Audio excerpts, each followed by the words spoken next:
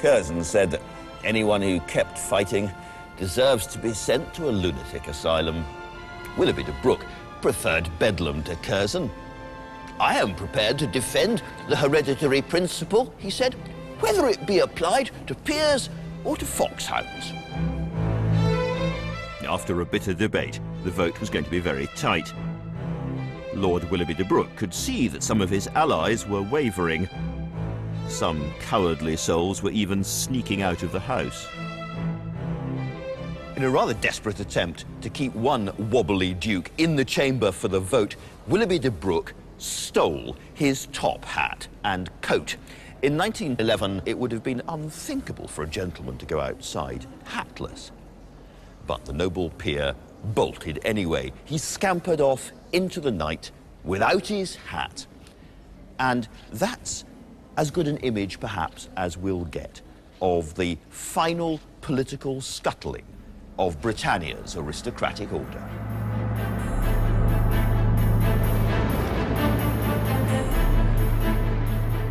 The Liberals had triumphed over the Lords, but they weren't nearly radical enough for the trades unions, now aflame with anger and a sense of injustice, and nowhere more so than in the docks.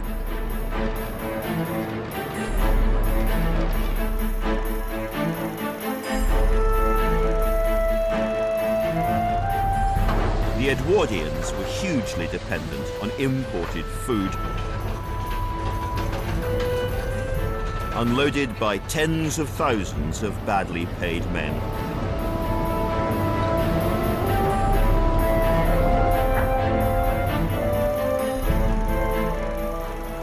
At the start of a scorching August in 1911, the London dockers came out on strike. Piles of vegetables on the wharves rotted, barrels of butter turned rancid, fish and meat began to stink. It was getting hotter, and tempers rose. Armed police and the army prepared to break the strike. The key union leader, a flamboyant man called Ben Tillett, wrote a letter to the Home Secretary, Winston Churchill. Tillett's letter to Churchill was a blood-curdling warning. We shall bring about a state of war.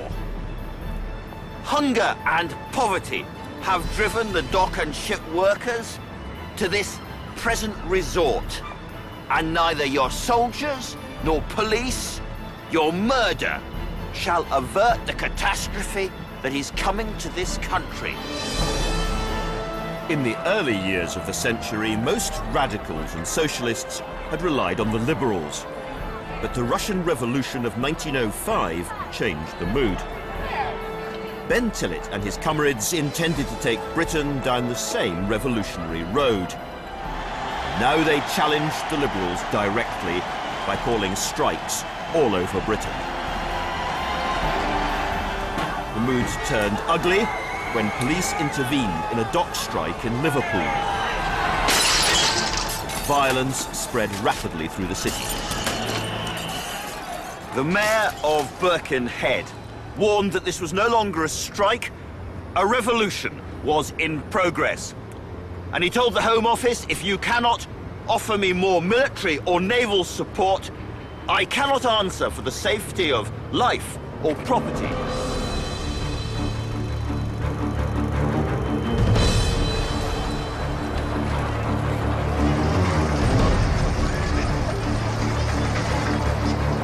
Within days, the entire Aldershot garrison had been ordered north, and off the coast of Birkenhead, there were 2 warships.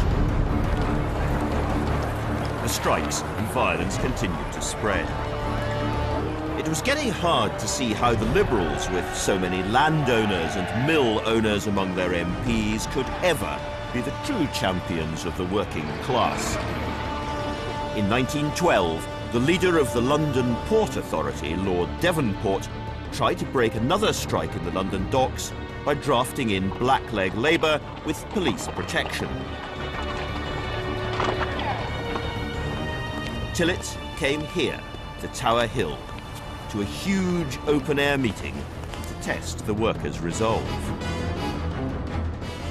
In front of the now silent river and a sea of faces with his hat tipped back on his head, Tillett demanded to know how many of the striking dockers had military training and how many would serve in a workers' police.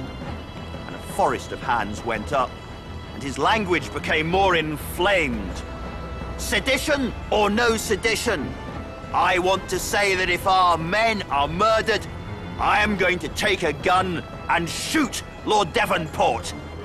And later he called upon God to strike Lord Devonport dead.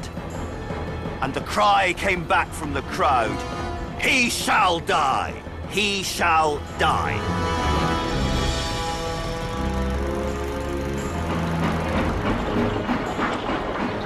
Mounting panic. Army camps appeared in Hyde Park, Regent's Park, Battersea Park. It's reckoned that almost every available soldier in the country was on standby for the coming uprising. In the West End, gents left their clubs to go and buy revolvers to protect themselves from the revolution that was about to happen.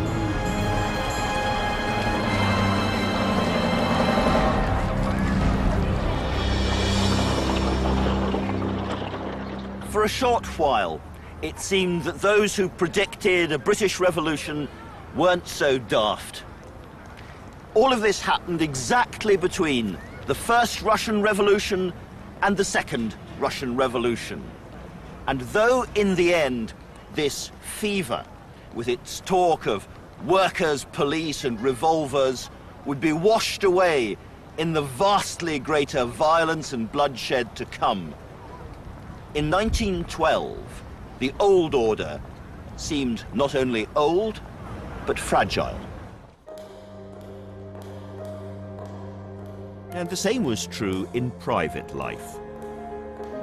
In 1913, a 33-year-old biologist marched into the British Museum reading room with only one thing on her mind.